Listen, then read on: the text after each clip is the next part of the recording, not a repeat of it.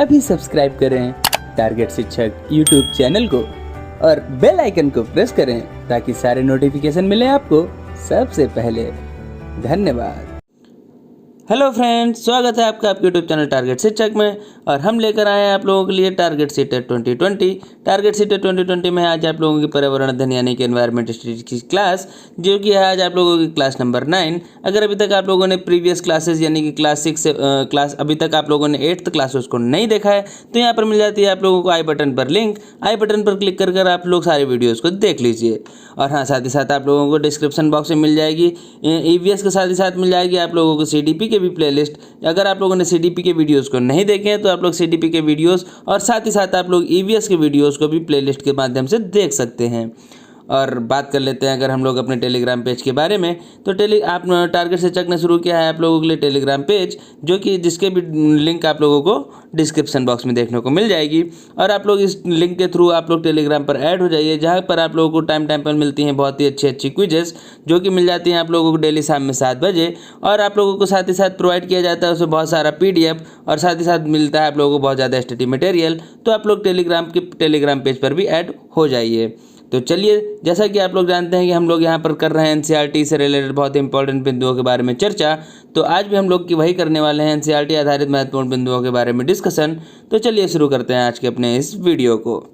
तो आज के वीडियो में बताया गया है, सबसे पहला पॉइंट है वो आ रहा है कि आप लोगों को बताते हुए कि तेल जो होता है गहरे रंग का, गाढ़ा एवं बदबूदार होता है। तो ये देखिए, जैसे कि आप लोग बात कर रहे हैं यहाँ पर तेल की, तो सबसे पहले आप लोगों को तेल के बारे में बता दूं कि यहाँ पर बात हो रही है हम लोगों की कच्चा तेल, जिसको कि बोला जाता है तेल के बारे में। तो जो हम लोग तेल बोल रहे हैं तो वो तेल है हम लोगों का बेसिकली कच्चा तेल। तो इस कच्चे तेल से हम लोग क्या करते हैं, तो कच्चे तेल का उपयोग किया जाता है बहुत ही अदर चीज़ों में। कच्चे तेल के उपयोग से बनाया जाता है आप लोगों का क्या, कच्चे तेल से ही आप लोगों का अगर बात की जाए तो पेट्रोल हो गया, आप लोगों को बात की जाए तो डीजल हो गया, और इसी तरह बात की जाए आप लोगों को केरोसिन यानी कि मिट्टी का तेल आदि, इस तरह की तमाम चीज़ें बनाई जाती है आप लोगों के कच्चे तेल के थ्रू। तो यही आप लोगों की इसकी एक प्रकृति बताई गई है कि जो आप लोगों का कच्चा तेल होता है वो होता है आप लोगों का गहरे रंग का और साथ ही साथ गाढ़ा एवं बदबूदार। तो बात कर लेते हैं क्या है अपने इस पॉइंट में, तो वही देखिए आप लोगों को यहाँ पर बताया गया है कि इसी तेल से मतलब जो कि हम लोगों का ये है कच्चा तेल, तो कच्चे तेल से ही हमको केरोसिन, डीजल, पेट्रोल और इंजन ऑयल और साथ ही साथ हवाई जहाज़ के लिए ईंधन भी मिलता है। तो वही अभी हम लोगों ने किया था डिस्कशन कि जो हम लोगों का होता है कच्चा तेल, कच्चे तेल से मिलता है हम लोगों को क्या, कच्चे तेल से मिल जाता है हम लोगों को केरोसिन यानी कि मिट्टी का तेल, साथ ही साथ डीजल और साथ ही साथ पेट्रोल और साथ ही साथ क्या मिलता है हम लोगों को इंजन ऑयल, और हवाई जहाज़ के लिए ईंधन भी हम लोगों को कच्चे तेल से ही प्राप्त होता है। और अगर बात कर ली जाए इन चीज़ों से थोड़ा हट के, तो अगर आप लोगों ने देखा होगा आप लोगों के यहाँ पेंट्स होते हैं, पेंट वगैरह होता है, जो आप लोगों के पेंट के साथ ही साथ आप लोगों को बनाया जाता है क्या, प्लास्टिक बनाई जाती है। तो इन सब चीज़ों में भी हम लोगों को क्या यूज किया जाता है, हम इन सब चीज़ों को बनाने के लिए यूज किया जाता है कच्चे तेल का। तो वही है आप लोगों का नेक्स्ट पॉइंट, जिसमें बताया गया है कि आप लोगों का पेंट और प्लास्टिक को बनाने के लिए भी तेल का ही उपयोग किया जाता है। तो आप लोगों का ये पॉइंट अपने दिमाग में रखना है कि आप लोगों का क्या होता है, जो कच्चा तेल होता है, कच्चे तेल से हम लोगों को kerosene, diesel, petrol, engine oil और साथ ही साथ हवाई जहाज़ के लिए ईंधन मिलता है। और साथ ही साथ आप लोगों को याद रखना है कि पेंट और प्लास्टिक को बनाने के लिए किस चीज़ का प्रयोग किया जाता है, तो हम लोगों का प्रयोग किया जाता है कच्चे तेल का। और एक इससे भी ज़्यादा इंपॉर्टेंट चीज़ आप लोगों को याद रखना है वो क्या है, इससे ज़्यादा इंपॉर्टेंट चीज़ जो आप लोगों को अपने दिमाग में रखना है वो है आप लोगों की कि ये जो आप लोगों का होता है kerosene, diesel, petrol, engine oil आदि सारी चीज़ें, तो आप लोगों की ज़मीन के अंदर जो होता है, ज़मीन के अंदर से निकलने वाले इसको हम लोग बोलते हैं खनिज के रूप, क्योंकि ये एक तरीके का ऐसा रूप है जो कि मिलता है आप लोगों को ज़मीन के अंदर से। तो इसीलिए साथ ही साथ इसको ऐसा कहा जाता है कि ये ज़मीन के अंदर से निकलने वाले खनिज के रूप हैं। तो ये भी आप लोगों को अपने दिमाग में रखना है। चलिए बढ़ते हैं अपने नेक्स्ट पॉइंट की ओर। तो नेक्स्ट पॉइंट हम लोगों से कह रहा है कि हमारे देश के लगभग 2/3 लोग उपले लकड़ी, सूखी टहनियाँ आदि का इस्तेमाल करते हैं। तो ये जो हमारे इसमें बताई गई है कुछ एक आंकड़ों के बारे में कि हमारे देश के लगभग 2/3 लोग क्या यूज करते हैं, 2/3 लोग यूज करते हैं उपले, साथ ही साथ लकड़ी और उसके साथ ही साथ सूखी टहनियों आदि का। तो इन सब चीज़ों का इस्तेमाल ये लोग किस चीज़ों में करते हैं, इन सब चीज़ों का इस्तेमाल करते हैं लोग किस में, इन सब चीज़ों का इस्तेमाल करते हैं लोग खाना बनाने में। साथ ही साथ बात कर लिया जाए तो ये लोग रोशनी करने में, रोशनी इन द सेंस कैसे, अगर रात में आप लोगों ने देखा होगा अक्सर गाँवों में आप लोगों ने देखा होगा कि लकड़ी को जलाकर या दिए आदि को जलाकर प्रयोग किया जाता है रोशनी का, जिसमें भी हम लोग प्रयोग करते हैं केरोसिन, मिट्टी का तेल, और साथ ही साथ प्रयोग करते हैं हम लोग लकड़ियों का, जिससे कि हम लोग वहाँ पर करते हैं रोशनी। तो ये सारी चीज़ें हम लोगों को बताई गई आंकड़ों के रूप में, जिसमें बताया गया हम लोगों को कि हमारे देश के लगभग 2/3 लोग जो होते हैं वो उपले और लकड़ी और सूखी टहनियों आदि का करते हैं इस्तेमाल। तो वही है हम लोगों का अगला पॉइंट। चलिए देख लेते हैं क्या है हम लोगों का अगला पॉइंट। तो अगले पॉइंट पर हम लोगों को बताया गया है क्या कि इन सारी चीज़ों का प्रयोग कहाँ किया जाता है। तो इन सारी चीज़ों का प्रयोग किया जाता है आप लोगों का सबसे पहले तो खाना बनाने में। तो ये चीज़ अभी हम लोगों ने डिस्कस करी थी कि खाना बनाने में देखिए कैसे यहाँ पर चूल्हे में रखकर खाना बनाया जा रहा है। तो वही पे बात हो जाती है कि यहाँ पर उपले और लकड़ी की सहायता से यहाँ पर खाना बनाया जा रहा है। साथ ही साथ अगर ये हो गया एक उपयोग, तो क्या है इसका दूसरा उपयोग जान लेते हैं। दूसरा उपयोग किया जाता है आग सेकने में। तो सर्दियों में और ठंडे इलाकों में अक्सर आप लोगों ने देखा होगा कि आग सेकने के लिए हम लोग लकड़ी का ही उपयोग करते हैं, क्योंकि लकड़ी आसानी से उपलब्ध हो जाती है और लकड़ी का उपयोग करना आसान भी होता है, जिससे हम लोगों के इलेक्ट्रिक यानी कि बिजली की बचत भी होती है। अगर हम लोग किसी भी इलेक्ट्रिक चीज़ों का प्रयोग करते हैं अपने शरीर को, अपने घर को और अपने वातावरण को गर्माहट प्रदान करने के लिए, तो यहाँ पर हम लोग आग से उन सब चीज़ों से खत्म ना करते हुए हम लोग प्रयोग करते हैं लकड़ी का, क्योंकि जो प्रयोग में लाई जाती हैं वो होती हैं सूखी लकड़ियाँ, और सूखी लकड़ियों का प्रयोग किया जाता है हम लोगों के आग सेकने में। तो यहाँ पर बात हो गई लकड़ी की और बात हो गई उपले की। और अगर बात कर लेते हैं साथ ही साथ इसमें पानी गर्म करने में, तो गांव आदि में आप लोगों ने देखा होगा कि पानी गर्म करना, या साथ ही साथ अगर हम लोग बात कर लेते हैं पूरे किसके खाना बनाने की भी, खाना बनाने का काम भी होता है आप लोगों का चूल्हों आदि में, जिसमें प्रयोग किया जाता है आप लोगों की लकड़ियों को। तो वही चीज़ है, इस पॉइंट में आप लोगों को बताया गया है कि इसमें क्या प्रयोग किया जाता है। सबसे पहला प्रयोग होता है खाना बनाने में, फिर आग सेकने में, और फिर उसके बाद बताया गया है पानी गर्म करने में। और जैसा कि अभी हमने बताया था आप लोगों को पॉइंट के थ्रू कि जिसमें हम लोग यूज करते हैं किसमें, रोशनी करने में। तो वही पॉइंट है आप लोगों का अगला कि अगर हम लोग बात कर लेते हैं रोशनी के लिए, तो देखिए कैसे यहाँ पर आग जलाई गई है जिससे किया गया है रोशनी। तो यही प्रयोग किया जाता है आप लोगों का लकड़ी का, मिट्टी का तेल का, कपड़े आदि का प्रयोग किया जाता है यहाँ पर रोशनी करने में भी। और इसका अगर बात कर लिया जाए और क्या काम होते हैं, तो इसका प्रयोग अन्य बहुत सारे कामों में भी किया जाता है, जिससे आप लोग अच्छी तरीके से परिचित हैं। तो वही अगली चीज़ की इसका प्रयोग किया जाता है अन्य कामों में भी, जिससे कि आप लोग बहुत अच्छे तरीके से परिचित हैं।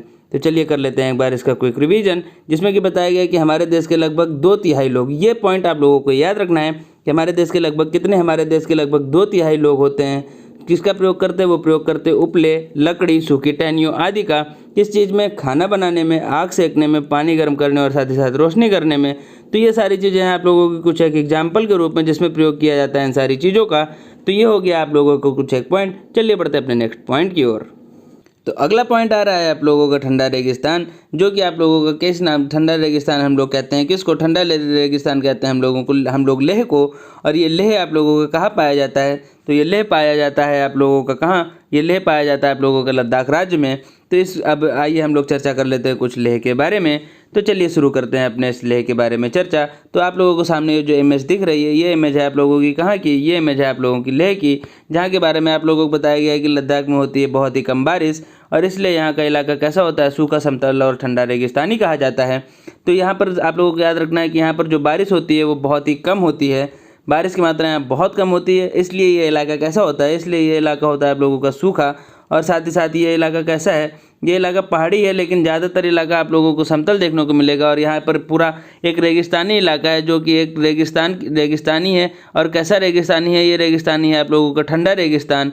तो इसलिए इसको किस नाम से भी जाना जाता है, इसलिए इसको हम लोग ठंडा रेगिस्तान के नाम से भी जानते हैं।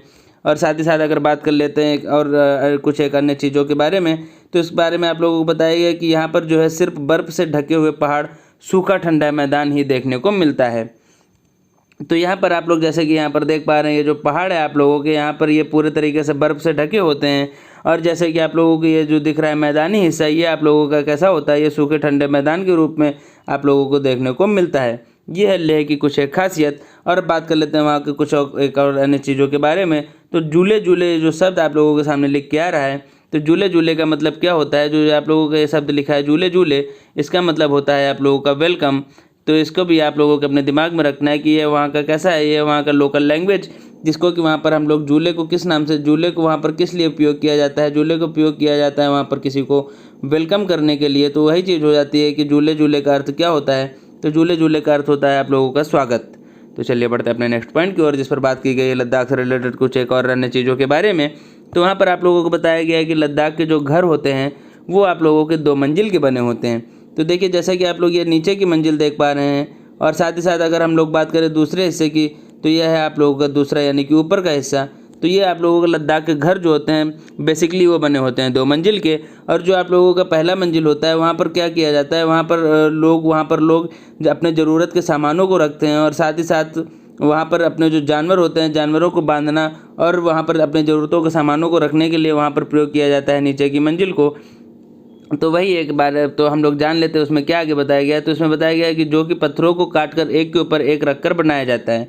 तो ये जो आप लोग देख पा रहे हैं ये आप लोगों को पत्थरों को काट कर बनाया जाता है, और उसको एक के ऊपर, जैसे कि आप लोग इस यहाँ पर देख पा रहे होंगे, पत्थरों को काट कर एक के ऊपर एक रखकर बनाया जाता है। जैसे कि आप लोगों ने देखा होगा शहरी इलाकों के घर, तो शहरी इलाकों के घर बनाए जाते हैं आप लोगों के किससे, शहरी इलाकों के घर बनाए जाते हैं आप लोगों की ईंटों से। और लेकिन यहाँ पर क्या किया जाता है, यहाँ पर यूज किया जाता है पत्थरों का, और पत्थरों को एक के ऊपर एक रखकर बनाया जाता है। तो ये हो गए यहाँ पर कुछ एक घरों के निर्माण के बारे में कुछ एक बातें। और साथ ही साथ यहाँ पर आप लोग जानते हैं होती है बहुत ही ज़्यादा ठंड। तो ठंड से बचने के लिए क्या किया जाता है कि गर्मी बनाए रखने के लिए हर तरफ घास फूस डाल दी जाती है, जिससे कि जानवरों को भी गर्मी मिले और जानवरों के साथ ही साथ वहाँ पर रहने वाले इंसानों को पर्याप्त मात्रा में गर्मी मिलती रहे। और अगर यहाँ पर बात की जाए हम लोग, जैसे कि अभी मैंने डिस्कस किया था आप लोगों से, तो यही बताया गया है कि नीचे की मंजिल में जानवर और ज़रूरत का क्या किया जाता है, ज़रूरत का सामान रखा जाता है। और साथ ही साथ बात की जाए जिसमें कि कोई खिड़की नहीं होती है। तो ये आप लोगों को याद रखना है कि आप लोगों को जो नीचे की मंजिल होती है वहाँ पर कोई भी खिड़की नहीं होती है। इसके पीछे का कारण यही होता है कि अगर वहाँ पर खिड़की रखेंगे तो वहाँ से जब वो ठंडी हवाएं चलेंगी तो वो जानवरों के लिए क्या करेंगी, वो जानवरों के लिए वहाँ पर नुकसान कर सकती हैं जानवरों को। तो इसलिए वहाँ पर कोई भी किसी तरीके की कोई भी खिड़की नहीं लगाई जाती है। तो और यहाँ पर बात कर लिया जाए कि छतों को मजबूती प्रदान करने के लिए क्या किया जाता है, तो छतों को मजबूती बनाने के लिए वहाँ पर पेड़ के जो होते हैं मोटे तनों का प्रयोग किया जाता है। तो जो आप लोगों के ये आप लोग छतें देख पा रहे होंगे, ये आप लोग देखिए यहाँ पर आप लोगों को कुछ एक भूरी भूरी छत दिख रही होगी इस इमेज में। तो यहाँ पर आप लोगों को बताया गया है कि छत को मजबूत बनाने के लिए पेड़ के क्या किया जाता है, पेड़ के जो मोटे तने होते हैं उसका किया जाता है प्रयोग। और साथ ही साथ इस पर आप लोगों को कुछ एक बातें और बताई गई जिसमें बताया गया है घर की छतें कैसी होती हैं। घर की छतें होती हैं समतल, जिसका प्रयोग सामानों को सुखाने आदि में किया जाता है। कि वहाँ पर जैसे भी किसी भी सामान को सुखाने के लिए, कपड़े आदि को सुखाने के लिए, ज़रूरत के सामानों को धूप दिखाने के लिए भी वहाँ पर प्रयोग किया जाता है छतों का। क्योंकि वहाँ की छतें कैसी होती हैं, वहाँ की छतें होती हैं समतल। और ज़्यादातर जगह आप लोगों ने देखा होगा जो होती हैं आप लोगों की सर्दी वाली, वहाँ पर घर बने होते हैं आप लोगों की नुकीली छत के। इसलिए ये वाला पॉइंट हो जाता है आप लोगों के लिए इम्पॉर्टेंट, क्योंकि यहाँ पर प्रयोग किया जाता है आप लोगों की छतें समतल छतों का। तो चलिए बढ़ते हैं अपने नेक्स्ट स्लाइड की ओर, जिसमें कि बताया गया है आप लोगों को वहीं से रिलेटेड कुछ एक लोकल टीज के बारे में। तो चलिए देख लेते हैं क्या है वहाँ की लोकल टीज के बारे में कुछ एक पॉइंट। तो वहाँ पर बताया गया आप लोगों को चांगपा के बारे में। तो चांगपा क्या होती है, चांगपा एक तरीके की आप लोगों की जनजाति होती है जो कि क्या करती है, वो जो कि होते हैं एक तरीके के घुमंतू लोग होते हैं। वो लोग एक भेड़ बकरियों को पालते हैं और साथ ही साथ घूमते हुए उनसे उन्हीं के साथ घूमते घूमते अपने जीवन यापन करते हैं। और जो भेड़ बकरियों होते हैं उन्हीं के थ्रू उनको अपने जीवन यापन की सारी चीज़ें, जैसे कि क्या, जैसे कि अगर उनको दूध चाहिए तो भी उसी से मिल गया, जैसे अगर उनको मांस का प्रयोग करना है तो वो भी उसी से मिल गया, और अगर उनको ठंडी लग रही है जैसे कि जो स्वेटर जैकेट आदि के लिए क्या चाहिए, ऊन चाहिए, तो वो भी उसी से मिल गया। तो इस तरीके से चांगपा लोग अपने जीवन को व्यतीत करते हैं। तो चलिए आप लोग थोड़ा सा इससे डीपली डिस्कस कर लेते हैं चांगपा लोगों के बारे में। तो ये बताया गया है कि ये लोग अपनी भेड़ बकरियों को झुंड को लेकर पहाड़ से हरे मैदान की खोज में घूमते रहते हैं। तो वही अभी जब मैंने डिस्कस किया तो यही बताया गया कि अपने भेड़ बकरियों को झुंड को लेकर घूमते रहते हैं पूरे जीवन भर। और वो घूमते हैं किसकी तलाश में, घूमते हैं हरे मैदान की खोज में, ताकि उनकी जो भेड़ बकरियाँ हैं उन भेड़ बकरियों को चारा यानी कि उनको भोजन आसानी से मिलता रहे। तो भेड़ बकरियों की सुविधाओं के लिए वो लोग घूमते हैं हरे मैदान की खोज में। और बात की जाए जैसे कि यहाँ पर किया गया है कि इन्हीं जानवरों से इन्हें अपनी ज़रूरत का सामान जैसे कि दूध, जैसे कि अभी बात करी गई दूध की, मांस की, और टेंट के लिए चमड़ा, स्वेटर और कोट के लिए ऊन आदि मिल जाता है। तो ये हो गई चांगपा लोगों के बारे में कुछ एक खास बातें जो कि आप लोगों को जाननी बहुत ही ज़्यादा जो हो जाती हैं ज़रूरी। अब बात कर लेते हैं हम लोग रेबो के बारे में। तो रेबो क्या होता है, रेबो होता है चांगपा लोगों द्वारा जो रहने के लिए बनाया जाता है अपना घर, जिसको कि क्या हम लोग कहते हैं, जिसको कि हम लोग कहते हैं टेंट। तो वो टेंट को चांगपा लोग किस नाम से जानते हैं, टेंट को चांगपा लोग रेबो के नाम से जानते हैं। तो चलिए डिस्कस कर लेते हैं इसी के बारे में कुछ एक पॉइंट, जिसमें कि आप लोगों को बताया गया कि रेबो क्या होता है। रेबो होता है आप लोगों का चांगपा लोगों का टेंट, जो कि वो लोग रेबो के नाम से कहते हैं। तो चांगपा लोग अपने टेंट को रेबो कहते हैं, जिसके बीचों बीच छेद बना होता है। जैसे कि आप लोग देख पा रहे होंगे, यहाँ पर एक आप लोगों को छेद दिख रहा होगा। तो चांगपा लोग अपने टेंट को रेबो कहते हैं, जिसके बीचों बीच छेद बना होता है। और छेद किस लिए बना होता है कि जिससे चूल्हे का धुआं होता है वो बाहर निकलता रहता है, और जो टेंट होता है टेंट के अंदर धुआं नहीं भरता है। साथ ही साथ अगर बात कर ले तो दूसरे पॉइंट की, तो उसमें बताया गया है लोग अपना पूरा सामान घोड़ों और याक पर लाद कर घूमते हैं। तो जितना भी उनका पूरा सामान होता है, उनकी ज़रूरत का पूरा सामान, या एक तरीके से कह लीजिए कि वो अपना पूरा जो घर होता है वो अपने पूरे घर को घोड़ों और याक पर लाद कर घूमते हैं, और सिर्फ 2.5 घंटे में ही अपना पूरा डेरा समेट कर निकल पड़ते हैं। तो अब आप यहाँ से समझ सकते हैं कि उनके पास जीवन यापन करने के लिए कितनी कम ज़रूरत के सामान होते हैं कि वो लोग पूरे सिर्फ और सिर्फ 2.5 घंटे में ही अपने पूरे सामान को सामान को समेट लेते हैं, और अपने जो जानवर होते हैं घोड़े या याक वगैरह उस पर लाद कर और निकल पड़ते हैं अपने दूसरे हरे मैदान के खेत की ओर।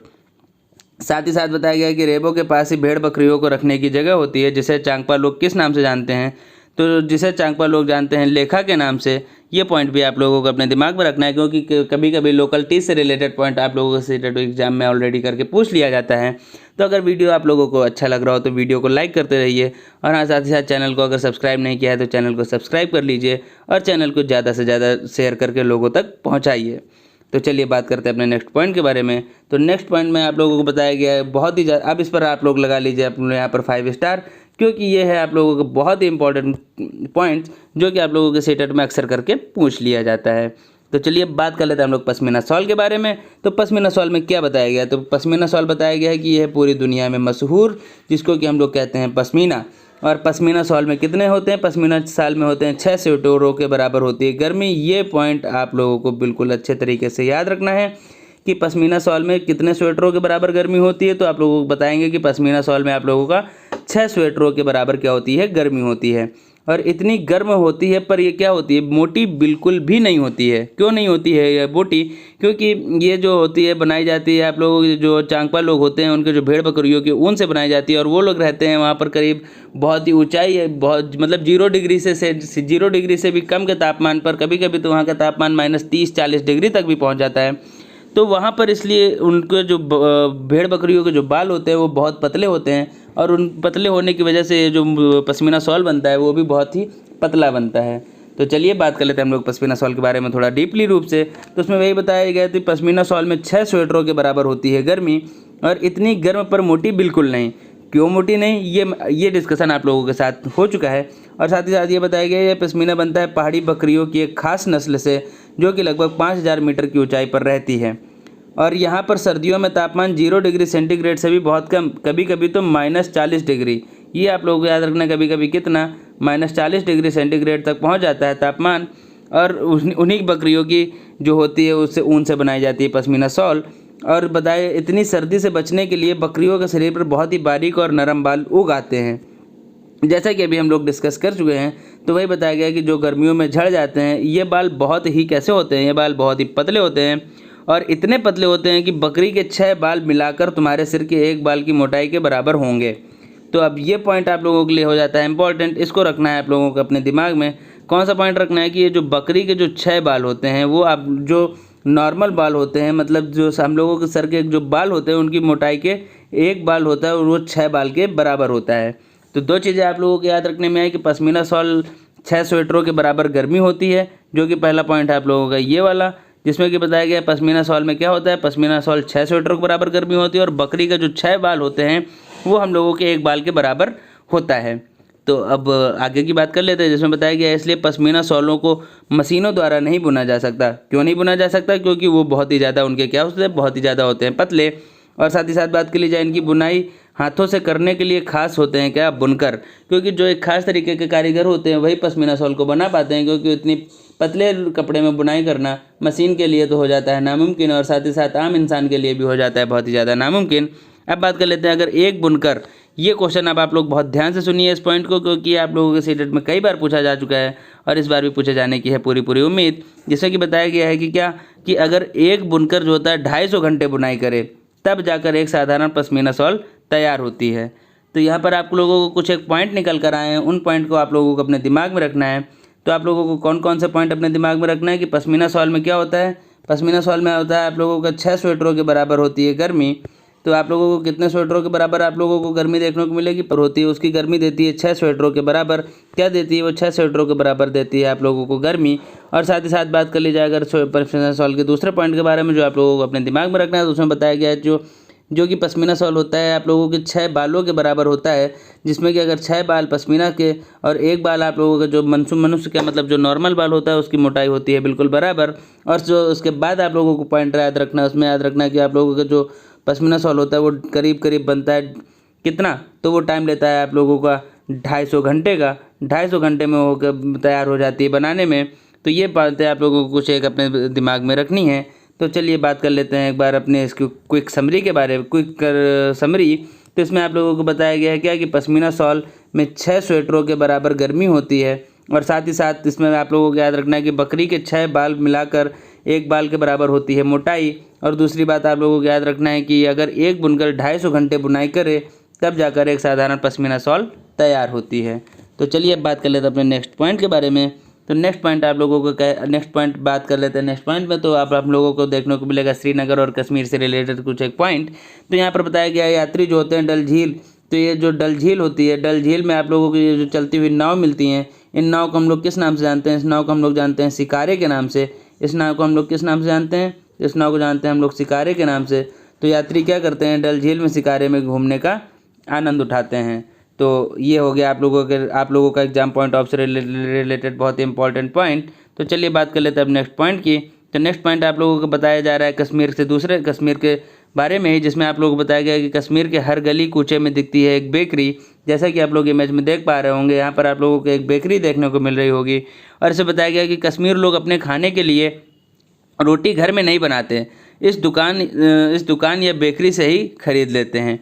तो ये आप लोगों को जो बेकरी होगी, ये आप लोगों के क्वेश्चन के फॉर्म में पूछा जा सकता है कि इसमें आप लोगों से पूछा जा सकता है कि बेकरी की सबसे ज़्यादा मात्रा या बेकरी की सबसे ज़्यादा दुकानें या बेकरी का सबसे ज़्यादा चलन आप लोगों का किस राज्य या किस शहर में देखने को सबसे ज़्यादा मिलता है।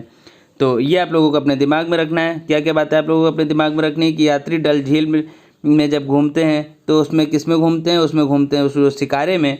और साथ ही साथ आप लोगों को बात करनी है कि कश्मीर के हर गली कूचे में दिखती है एक बेकरी, और कश्मीरी लोग अपने खाने के लिए रोटी घर में नहीं बनाते बल्कि इस दुकान या बेकरी से ही खरीद लेते हैं। तो अब बात कर लेते हैं हम लोग श्रीनगर के घरों के बारे में। तो चलिए हम लोग डिस्कस करते हैं श्रीनगर के घर। जैसे कि अभी हम लोगों ने देखा था हम लोगों ने देखा था लेह के घरों के बारे में बात करी थी। तो लेह के घरों के बारे में जब हम लोग बात करी तो वहाँ हम लोगों ने देखा था लेह के घर कैसे होते हैं। लेह के घर होते हैं हम लोगों के 2 मंजिले, और साथ ही साथ उसमें क्या खूबी देखने को मिली थी? लेह के जो पहला मंजिल होता है, मतलब जो बेसमेंट होता है, वहाँ पर लोग क्या करते हैं? वहाँ पर लोग अपने जानवरों को रखते हैं, और जानवरों को रखने के साथ ही साथ उसमें क्या रखते हैं? उसमें रखते हैं अपने सामान जो कि होता है उनका ज़रूरती। और साथ ही साथ वो दूसरी मंजिल में रहते हैं। दूसरी मंजिल में रहने के साथ ही साथ उनकी जो छतें होती हैं, वो छतें कैसी होती हैं? वो छतें होती हैं हम लोगों की समतल। तो समतल छतों का उपयोग करते हैं किसके लिए? समतल छतों का उपयोग किया जाता है चीज़ों को सुखाने आदि में। तो ये सारी बातें हो गई आप लोगों की लेह के बारे में। तो चलिए अब उसी तरह हम लोग बात कर लेते हैं किसकी? तो उसी तरह हम लोग बात कर लेते हैं श्रीनगर के घर के बारे में, तो जो कि अब हम लोगों के सामने खुलकर आ चुका है। तो चलिए हम लोग देख लेते हैं श्रीनगर के घर के बारे में हम लोगों को कौन कौन सी बातें बताई गई हैं और कौन कौन सी बातें हम लोगों को यहाँ पर जाननी हैं। तो श्रीनगर के बारे में हम लोगों को सबसे पहली बात जाननी है, तो श्रीनगर में हम लोगों को जानना है कि श्रीनगर में बाहर से कई टूरिस्ट कहाँ रहते हैं? वो कई टूरिस्ट रहते हैं हाउस बोट में, जो कि हाउस बोट 80 फुट तक लंबे होते हैं। तो ये जो आप लोगों को सामने इमेज में दिख पा रहा होगा, ये है आप लोगों का हाउस बोट, जो कि उसमें पानी में तैरते हुए होते हैं। और ये लगभग कितने 80 फीट तक लंबे होते हैं। और 20 से इनकी चौड़ाई कितनी होती है? 20 से इनकी चौड़ाई करीब 8 से 9 फुट तक इनकी होती है चौड़ाई। तो ये आप लोग याद रखना है कि टूरिस्टों के लिए क्या बनाया जाता है? House boat. और हाउस बोट आप लोगों को कहाँ देखने को मिलेगा? तो हाउस बोट आप लोगों को देखने को मिलेगा आप लोगों को श्रीनगर में। तो ये पॉइंट आप लोगों को अपने दिमाग में रखना है कि श्रीनगर में बाहर से कई टूरिस्ट जो आते हैं उनको रहने के लिए हाउस बोट में जगह दी जाती है। और हाउस बोट करीब 80 फुट तक लंबे होते हैं, और 20 से उनकी चौड़ाई 8 से 9 फुट तक होती है। और साथ ही साथ बात कर ली जाए दूसरी श्रीनगर के दूसरे घरों के बारे में, जिसमें कि बताया गया है कि बोट की तरह लकड़ी के डोंगे पानी पर तैरते रहते हैं। जैसे कि हम लोगों की क्या होती है? जैसे कि हम लोगों की होती है नाव, उसी नाव की तरीके अब लोग जो लकड़ी के डोंगे टाइप आप लोग देख पा रहे हैं, ये आप लोगों की पानी पर तैरते रहते हैं। और श्रीनगर की डल लेक, जो कि जहाँ पर अब हम लोगों ने बात करी थी डल लेक की, तो आप लोगों ने देखा था शिकारे को, तो उसी तरह बात की गई डल लेक और झेलम नदी में इन डोंगों के कई परिवार रहते हैं और मकान की तरह इन डोंगों में भी अलग अलग कमरे होते हैं। तो यहाँ पर ये लोग अपने जीवन यापन करते हैं और इसी तरह जैसा कि होता है हम लोगों का पूरा घर, जिसमें कि हम लोगों के घर में होते हैं बहुत सारे कमरे, उसी तरह कमरे ये लोग डोंगे में बनाकर अपने पूरे जीवन यापन को सुनिश्चित करते हैं। चलिए बढ़ते हैं अपने नेक्स्ट पॉइंट की ओर। तो नेक्स्ट पॉइंट पर क्या बताया गया है आप लोगों से श्रीनगर के घर के बारे में कुछ इंपॉर्टेंट पॉइंट, तो वो भी हम लोगों को जानना है। उसे बताया गया है कि हम लोगों को जो पत्थरों को काट कर एक के ऊपर एक ऊपर रख कर घर बनाए कश्मीर के गांवों में दिखते हैं। तो इसमें बताया गया पत्थरों को काट कर एक के ऊपर एक रख कर बनाए गए घर तो कश्मीर के गांवों में दिखते हैं और पत्थरों के ऊपर मिट्टी की पुताई की जाती है और लकड़ी का भी इस्तेमाल किया जाता है। और इन घरों की छत कैसी होती है? इन घरों की छत होती है ढलवा, जैसे कि अभी बात करी थी ये ढलवा छतों के बारे में। तो यहाँ पर हम लोगों ने जब डिस्कस किया था किस बारे में, तो वहाँ पर हम लोगों ने लेह के जो घर देखे तो वो होते हैं आप लोगों के समतल। तो समतल छतों का उपयोग किया जाता है चीज़ों को सुखाने आदि में, और इन ढलवा छतों का उपयोग किसी भी चीज़ को सुखाने आदि में हम लोग नहीं कर सकते हैं। तो ये पॉइंट हो जाता है आप लोगों का इम्पॉर्टेंट, इसको आप लोगों को याद रखना है कि वहाँ पर पत्थरों को काट कर एक के ऊपर एक बनाकर एक के ऊपर एक रख कर घर बनाए जाते हैं और उन पत्थरों के ऊपर मिट्टी की पुताई भी की जाती है और लकड़ी का भी इस्तेमाल किया जाता है। अब बात कर लेते हैं नेक्स्ट पॉइंट की। तो नेक्स्ट पॉइंट पर आप लोगों को बताया गया है कि हाउस बोट जो कि भी हम लोगों ने देखा था, तो हाउस बोट हम लोगों ने कहाँ देखा था? तो हाउस बोट देखा था हम लोगों ने अपने इस इमेज में। तो हाउस बोट में क्या बताया गया था? हाउस बोट में हम लोगों को बताया गया था कि 80 फुट तक लंबे होते हैं और टूरिस्टों को रुकने की वहाँ पर होती है जगह। तो वही हम लोगों को यहाँ पर बताया गया हाउस बोट के बारे में। तो हाउस बोट के बारे में बताया गया है कि हाउस बोट और कई बड़े घरों के अंदर घर की छत पर क्या होती है? लकड़ी की होती है सुंदर नक्काशी।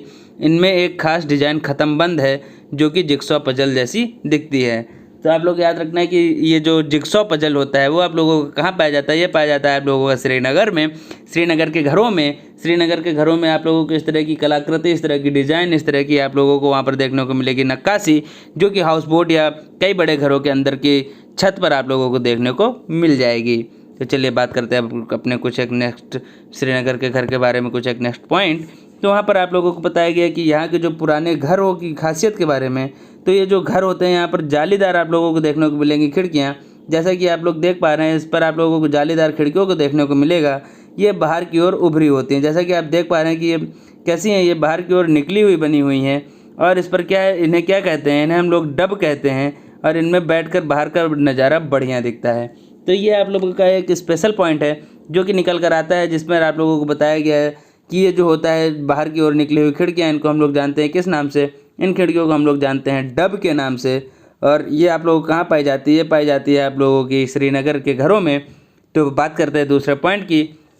तो दूसरे पॉइंट में आप लोगों से क्या बताया गया है? दूसरे पॉइंट पर आप लोगों को बताया गया है कि यहाँ के जो पुराने घरों की खासियत है वो पत्थर, ईंट और लकड़ी को मिलाकर बनाना है। क्या है यहाँ की मेन खासियत? तो यहाँ की मेन खासियत है कि पत्थर, ईंट और लकड़ी को मिलाकर बनाना। घरों के दरवाज़ों और खिड़कियों पर डिजाइनदार मेहराब भी बने होते हैं।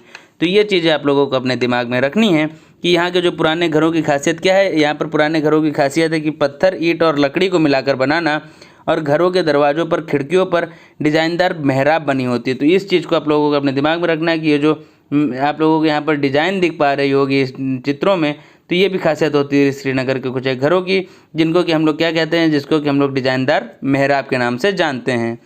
चलिए ये था आज का आप लोगों का सेशन। अब बढ़ते हैं हम लोग अपने क्वेश्चंस के बारे में। तो ये जो आज ये है हम लोगों का क्वेश्चन सेशन। तो हम लोग बात कर चुके हैं अपने आज के सेशन के बारे में, और जैसा कि आप लोग डेली जानते हैं आप लोगों को डेली देखने को मिलता है क्वेश्चन सेशन लास्ट के, आप लोगों को देखने को मिलता है लास्ट में। तो इस क्वेश्चन सेशन का भी आप लोग अच्छे से क्लियर कर सकते हैं, क्योंकि ये होते हैं आप लोगों को कैसे, आप लोगों के सीटेट के, आप लोगों को होते हैं PYP यानी प्रीवियस ईयर पेपर्स के। तो चलिए डिस्कस कर लेते हैं आज के हम लोगों के अपने कुछ क्वेश्चंस, जिसमें कि हम लोग को बताया गया निम्नलिखित में से क्या होता है जो पेट्रोलियम से प्राप्त नहीं होता है। तो हम लोग को बताना है which of the following is not obtain from petroleum. तो क्या वो मोम है यानी कि वैक्स है, या वो ग्रीस, कोयला या डीजल? तो इसमें से कौन सा आंसर है आप लोगों का बिल्कुल सही? इसमें से कौन सा क्वेश्चन है इसमें कौन सा ऑप्शन है आप लोगों का बिल्कुल सही? तो आप लोगों को इसका आंसर देना है कहाँ? इसका आंसर देना है आप लोगों को कमेंट बॉक्स में, क्योंकि इसमें हम लोगों को कमेंट के थ्रू पता चले आप लोगों को क्या है यहाँ पर प्रतिक्रिया। तो इस क्वेश्चन के आंसर का रहेगा हम लोगों का इंतजार। चलिए बढ़ते हैं अपने नेक्स्ट क्वेश्चन की ओर। तो नेक्स्ट क्वेश्चन में हम लोगों से क्या पूछा गया है? नेक्स्ट क्वेश्चन में हम लोगों से पूछा गया है कि हमारे देश में निम्नलिखित स्थानों में कौन सा है ठंडा रेगिस्तान। तो अभी हम लोगों ने डिस्कस किया था ठंडे रेगिस्तान के बारे में। तो ठंडे रेगिस्तान के बारे में हम लोगों ने क्या पूछा था? ठंडे रेगिस्तान के बारे में आप लोगों को बताया गया था कि कौन सा है। तो ठंडा रेगिस्तान है हम लोगों का लद्दाख का। तो ये पॉइंट भी आप लोगों को बड़ी ईजिली से ही समझ में आ रहा होगा। तो चलिए बात करते हैं अपने नेक्स्ट क्वेश्चन की। तो नेक्स्ट क्वेश्चन में आप लोगों से पूछा गया है क्या? नेक्स्ट क्वेश्चन आप लोगों से पूछा गया है कुछ एक घरों से रिलेटेड, जिसमें कि बात करी गई है घरों के नीचे दी गई विशिष्टताओं पर क्या करना है, हम लोगों को विचार करना है। जिस पर क्या पूछा गया है? निचली मंजिल में कोई खिड़की नहीं होती।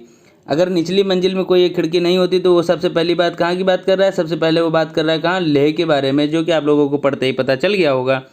तो उसमें हम लोगों को देखना क्या बताना है? बताना है हम लोग लेह और लद्दाख के घरों में ऊपर दी गई कौन सी विशिष्टताएं पाई जा सकती हैं।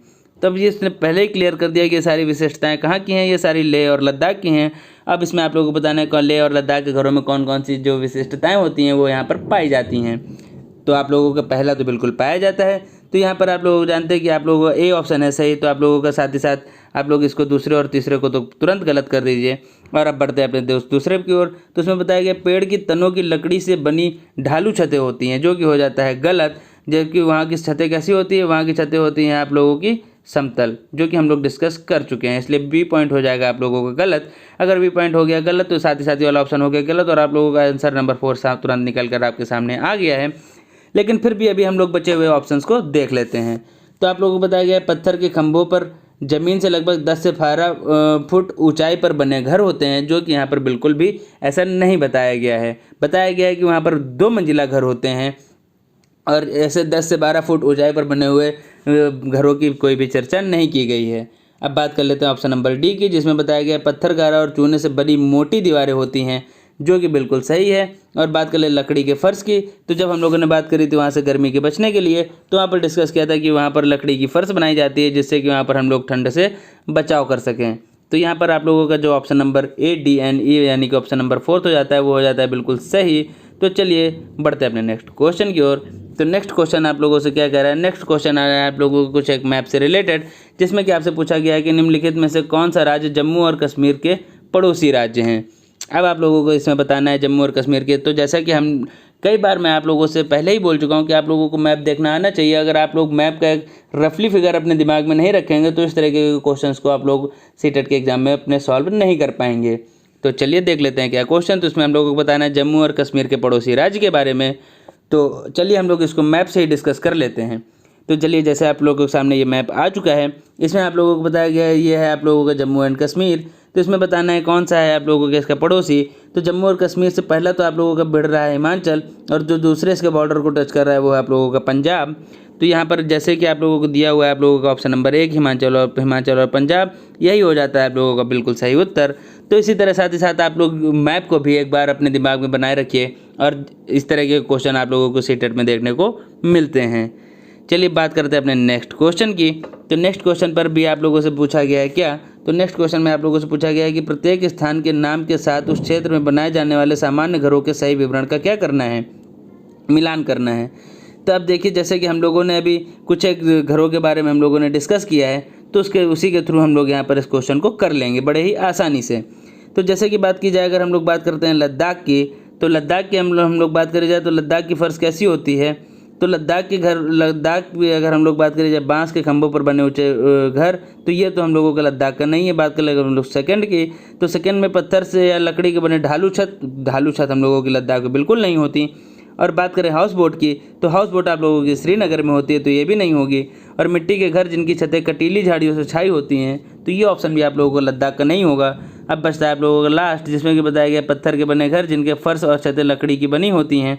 तो ये वाला देखिए ऑप्शन आप लोग देखते ही जान गए कि ये वाला होगा आप लोगों का डी, यानी कि डी का मतलब होगा 5वां। तो डी में आप लोगों का 5वां कौन कौन सा दिया है? तो डी में 5वां आप लोगों का दिया है दूसरे और तीसरे में, तो हम लोग चौथे और पहले को तो अपने मन से पहले कर देते हैं गलत। अब बात कर लेते हैं हम लोग अपने कुछ एक दूसरे पॉइंट्स के बारे में, जिसमें कि आप लोगों को क्या बताया गया है, जिसमें कि आप लोगों को बताया गया है कि ये कटीली झाड़ियों के बारे में। तो कटीली झाड़ियों को आप लोग बहुत अच्छे से जानते हैं कहाँ पाई जाती हैं। कटीली झाड़ियाँ आप लोगों को पाई जाती हैं राजस्थान में। तो आप लोगों का बी का कौन सा हो जाएगा? बी का हो जाएगा चौथा। तो जैसे कि यहाँ पर आप लोगों का बी का चौथा इसमें और बी का चौथा इसमें, और डी और ये सारा आप लोगों का सेम दिया हुआ है।